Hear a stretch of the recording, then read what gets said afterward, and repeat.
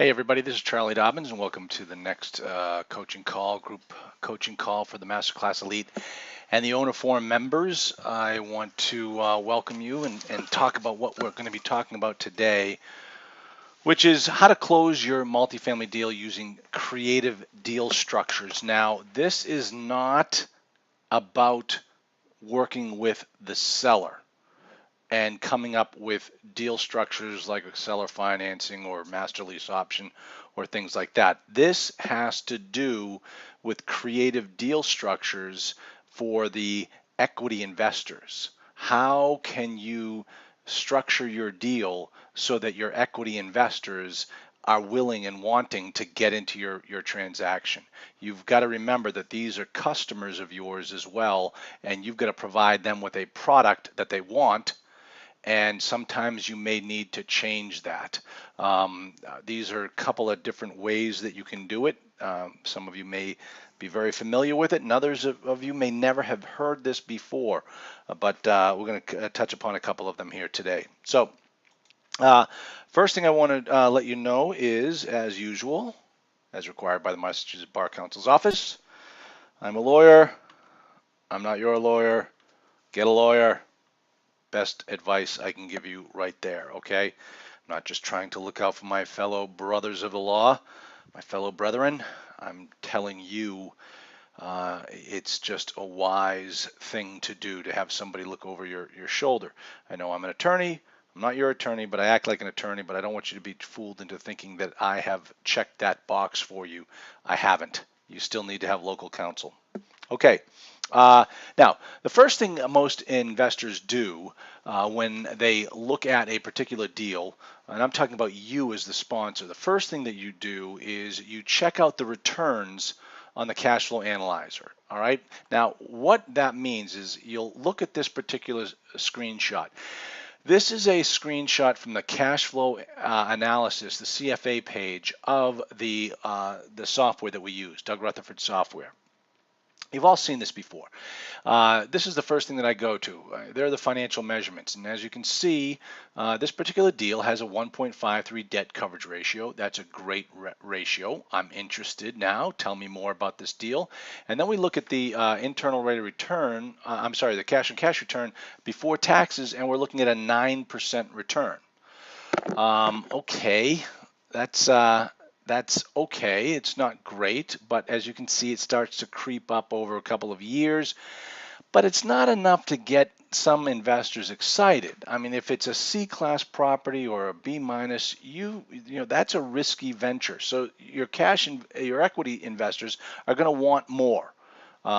So we're going to have to do something about that. Now also look at the internal rate of return. So those are pretty good numbers. And the reason why they're such good numbers is I cut off the portion of the page, but this property, because of the price that we're buying it at, it's in the black right from day one, meaning we could sell this property on day 366 and we would make money. So that's why you're seeing such a great internal rate of return to start with, and it takes off from there. But that cash on cash return, that we look for in this particular deal isn't great. So what do we do? I mean, it's a nice property. How do we structure this? Then what we do is we go to the partnership module in the cash flow analyzer, and I'm going to talk about Dan Johnson. If you've never used this particular if you've never used this particular module in the cash flow analyzer, you would know that Dan Johnson is the default name. And so we would change the default name into the name of our equity investor. But in this particular case, what we've decided to do is to make a split with Dan of 65-35. Now that means that when Dan shows up, and if you look down at the bottom, total cash required for this deal is $708,000, and the limited partner cash investment, Dan Johnson's investment, is $708,125. So in other words, he's putting in 100% of what is needed to close this deal. And what is he buying for that? What is he getting for that particular number? He is getting a 65% ownership in the limited liability company. Here, it says partner. But I just didn't change it for this analysis. I like to talk in the terms of a limited liability company, and you'll see that more as we go through this presentation, because I do talk about distributions, which are predominantly from a limited liability company. So in this particular case, Dan Johnson is showing up at the table with a check for $708,000, and I am going to give him a subscription agreement that says he now owns 65% of the deal. Is that going to be good enough for Dan? Well, let's take a look.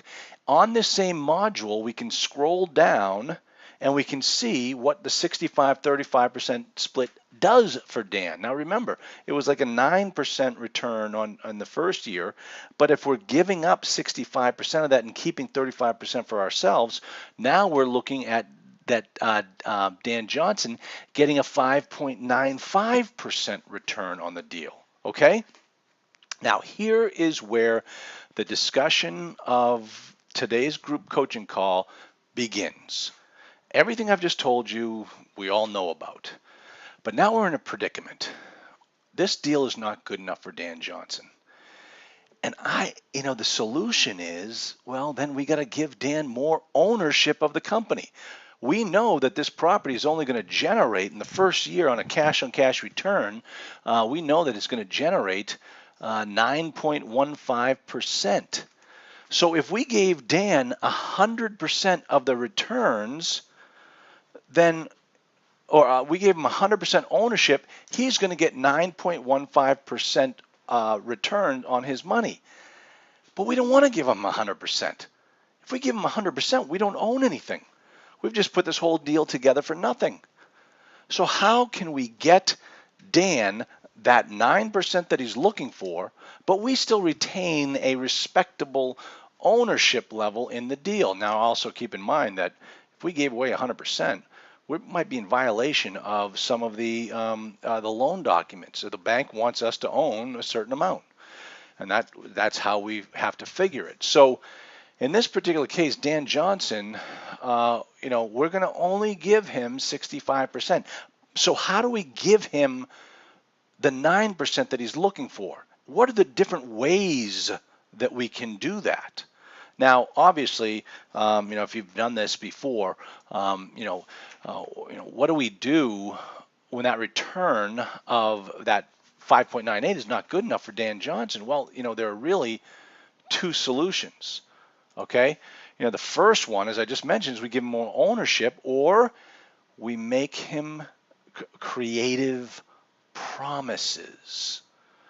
Okay, now that's how I want you to think about this, because what we're doing is we're sitting down with Dan at the negotiating table and we're saying, Dan, I know what you're looking for, and I know right now this particular property, as it's structured, can't give you what you're looking for. But I'm going to tell you right now, Dan, and we're going to put it into our agreement that I'm going to give you what you're looking for before something else happens.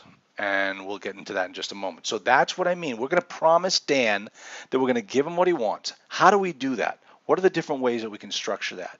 Okay, can you sweeten the deal by distributing the distributions, the LLC distributions, in a manner that's going to be beneficial to Dan, the equity investor? In other words, can you make a mediocre deal jump off the page by changing the investment terms for the equity investor?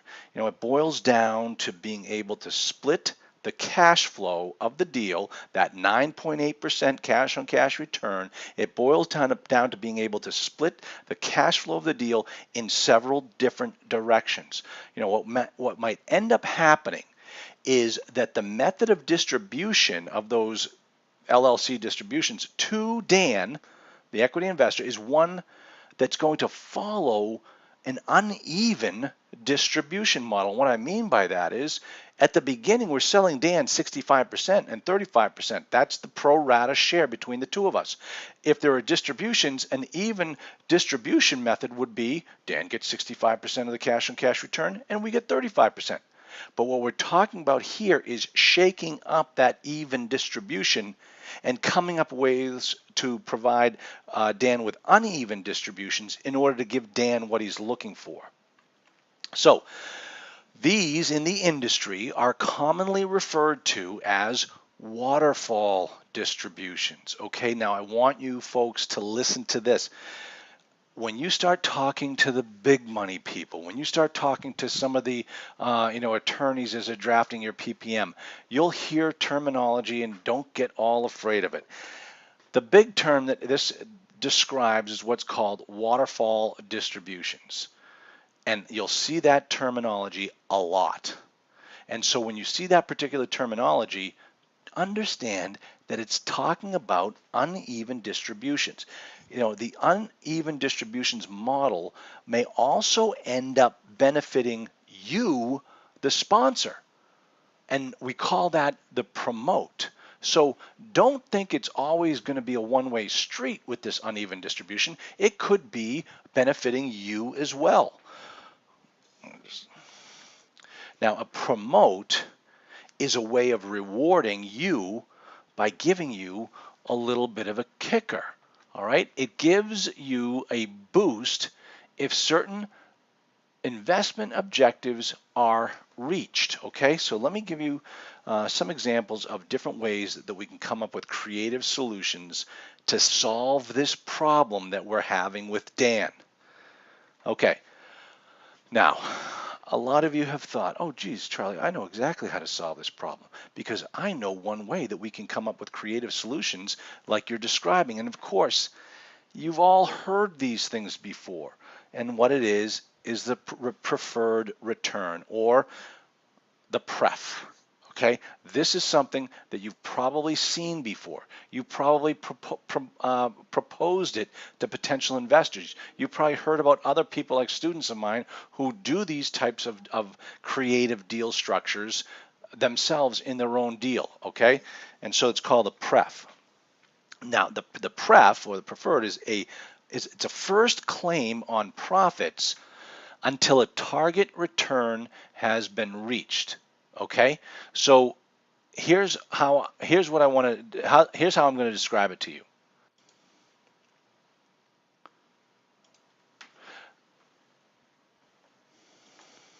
Dan, let's take it in light of Dan Johnson. At the 65% level, Dan's getting less than 6% return. Now, Dan may not like that return that's less than 6%. He'd feel better if he got a 9% return. So what do?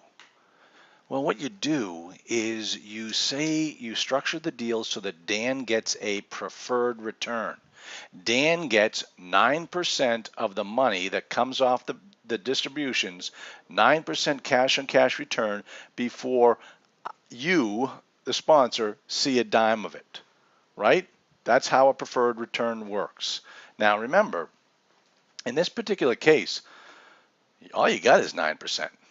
So if you give Dan a 9% preferred return and you hit your numbers, you're not going to make anything more. You're still going to own the 35%. So when the property sells, you get 35% of the appreciation, of the mortgage pay down, of all of that other bucket of money.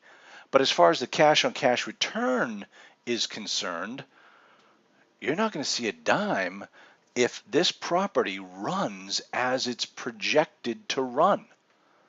Now, if it pays more than the 9%, well, that's something we're going to talk about right now. So if you were to structure the preferred return, this is what the other issues you have to deal with. You have to ask the question, is it cumulative or non-cumulative? What does that mean? That means that if you don't hit 9%, but you hit 7%, what happens to that missing 2%? Does that missing 2% get carried over to the next year? And if you make 11%, you have to pay the 9% for the second year plus the 2% you didn't pay from the year before? That's what cumulative means. Now, folks, let me tell you something. I've been in situations before with preferred returns. Cumulative is tough and can get very expensive. Think twice about whether you want to do a cumulative return, okay? Now, the other thing is, do you want to compound the interest or is it non-compounded? So if you didn't pay him all in 1 year and it rolls over, does that get compounded per year that you still owe it? Every year that you owe it, that interest rate gets compounded as opposed to the alternative, which is simple interest.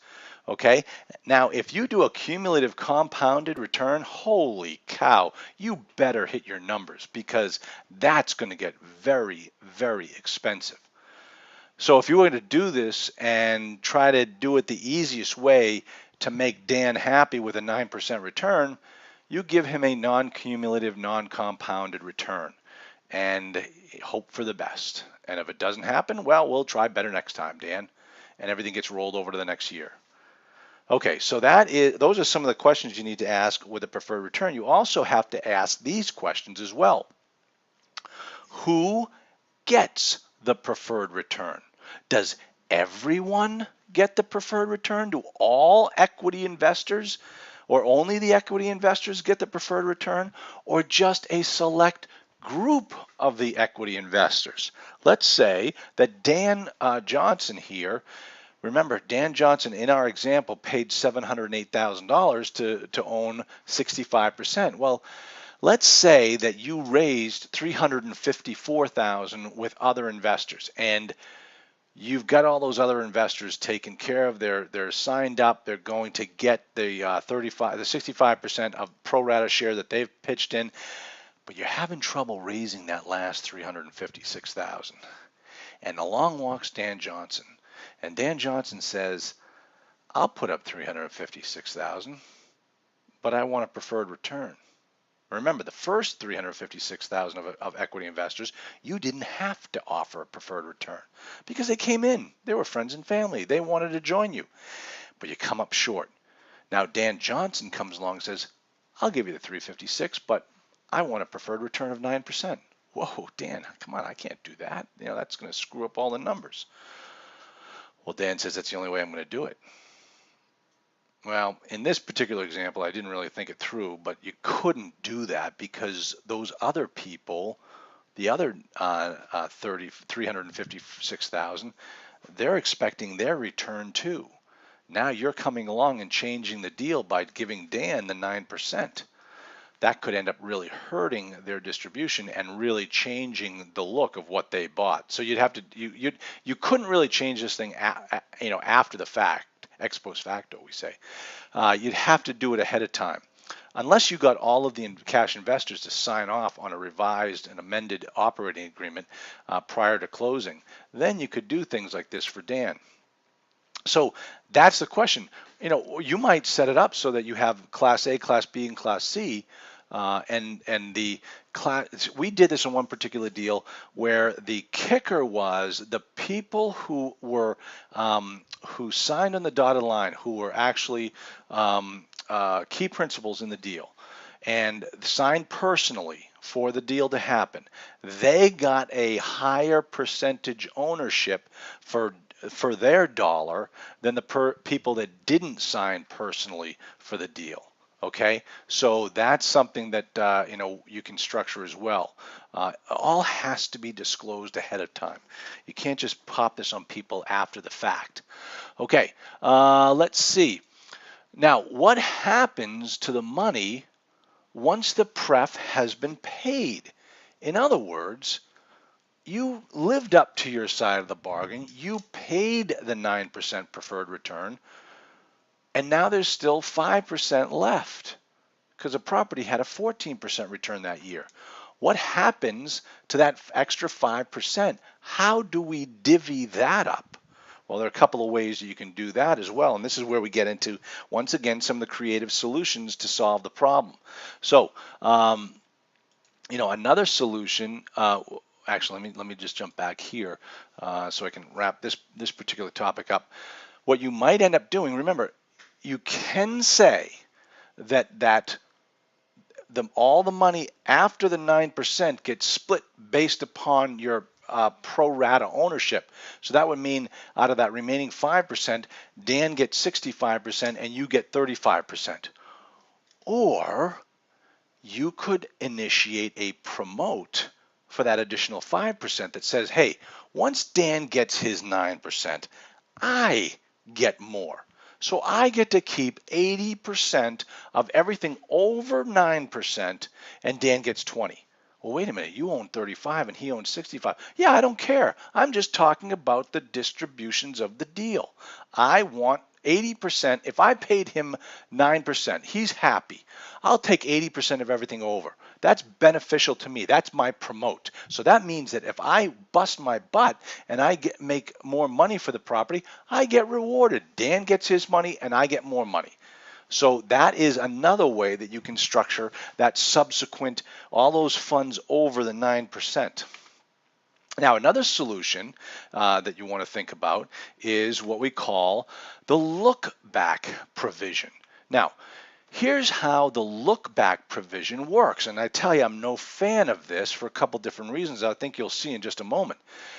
Let's say you tell Dan Johnson that he'll receive a certain return every single year by the time you sell a property. So let's say that we own the property for 5 years, and I'm going to guarantee to Dan 9% return.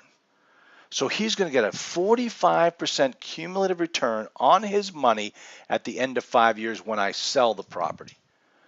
Okay? So what happens with a look-back provision? Every year, all the distributions are distributed according to the pro rata ownership. So remember, I'm telling Dan I'm going to pay him a cumulative 9% per year for the years of ownership, but during the course of the ownership, all distributions will be paid out on a pro rata ownership basis. So I get my 35% and Dan gets his 65%. So that means throughout the course of the 5 years, I get paid. I get paid on my share of all distributions.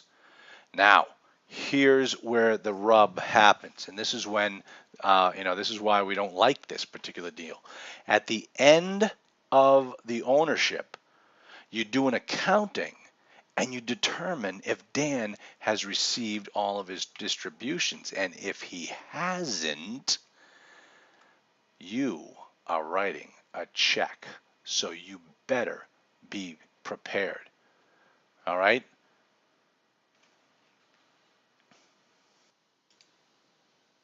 So that means that when you are sitting at the closing table and you're doing your, figuring out how much who gets what, the first money after all the expenses are paid for the sale of the property, before you can count a dime in your pocket, Dan has to have received his 45% cumulative return on the deal.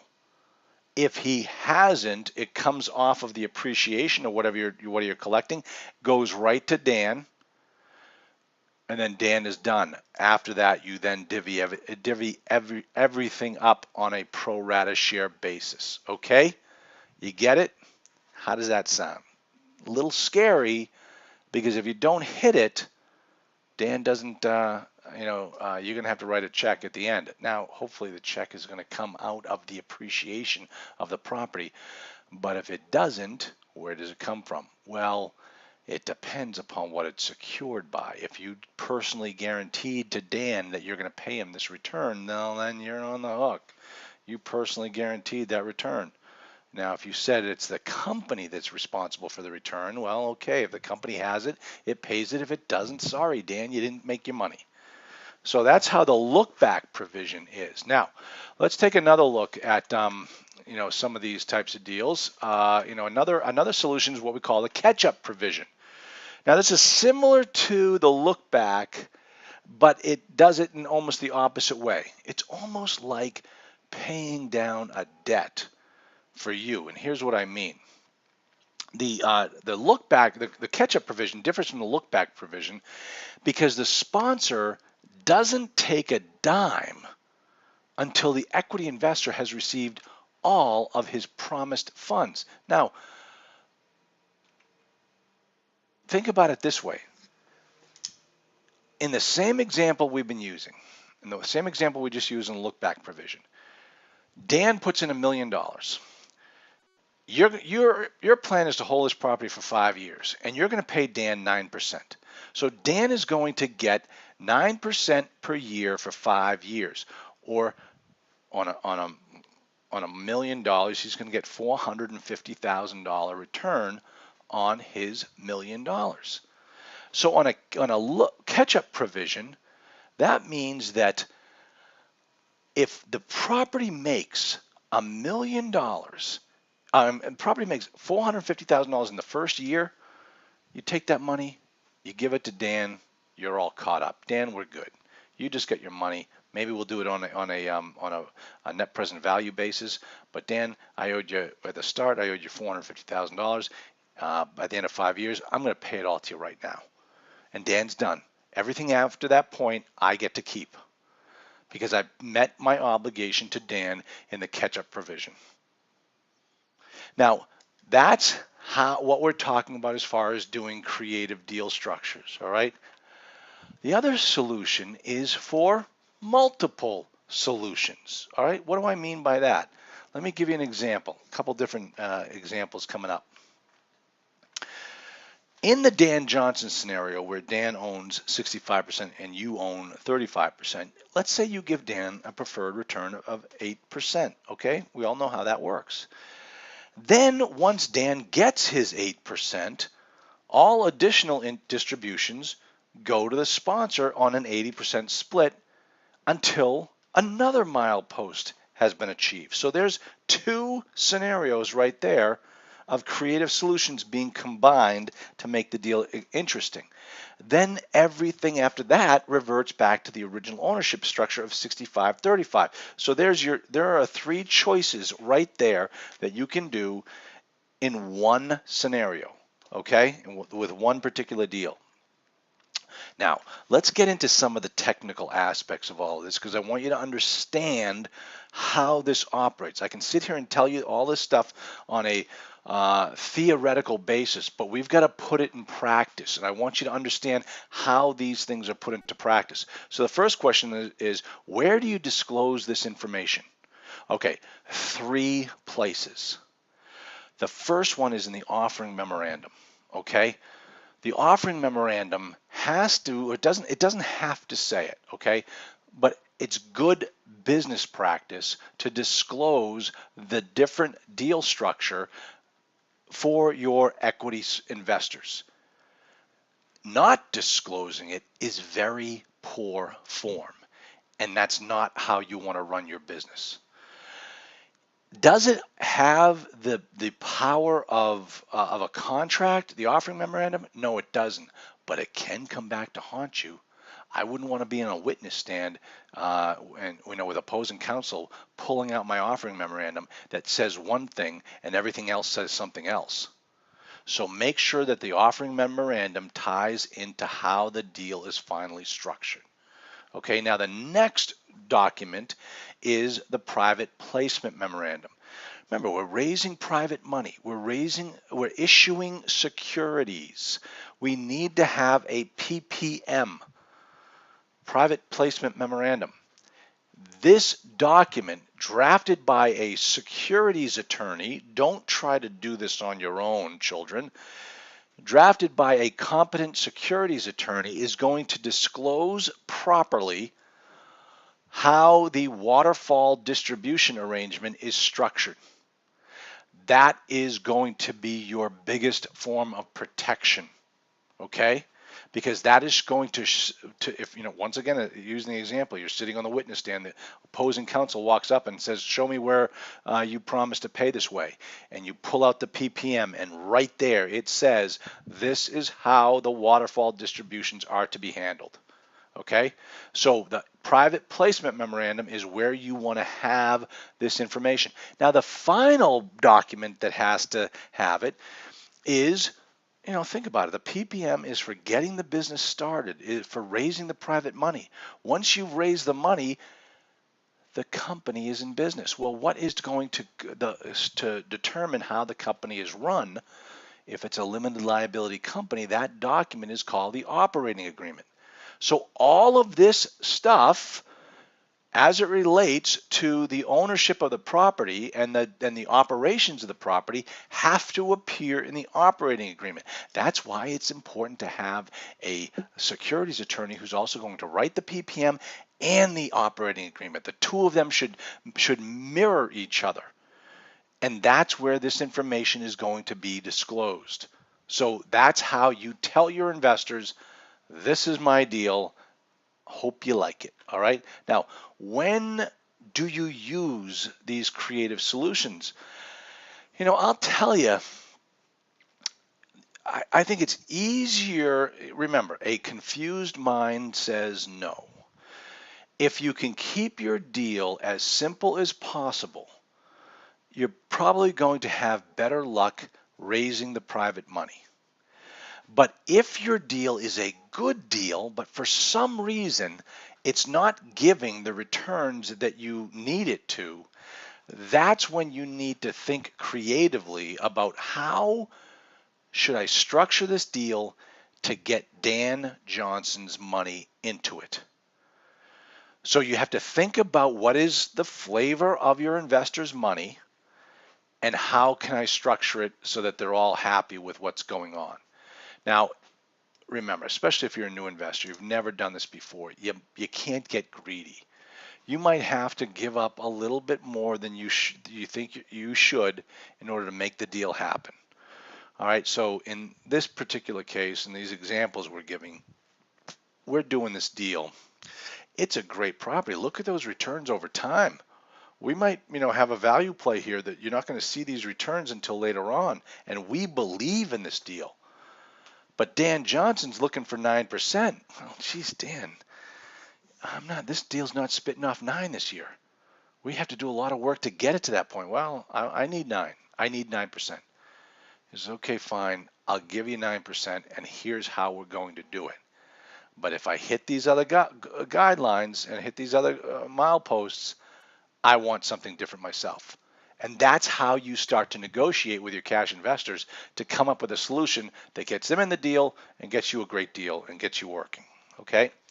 Let me talk to you about just one very simple real life scenario. So just remember, not all investors are the same.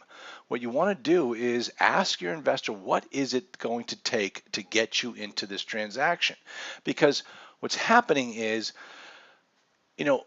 so many new investors look at this and say, oh, I've got to, look at my cash on cash return. It's fantastic. We're going to split this deal 50-50.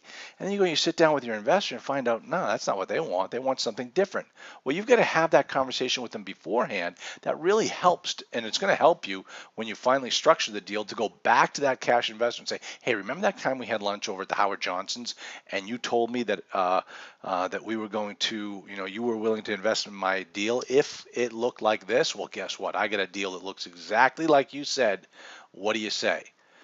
And it makes it a little bit harder for the guy to say no. So in this particular case, this is a true story, and I think I mentioned this some other times before. I had this investor, a student, who had an investor who wanted 9%. He wanted 9%. Did you hear what I just said? He wanted 9%. That's all he wanted. Just here's $100,000. Give me 9% return every year, and at the end of 5 years, give me my $100,000 back.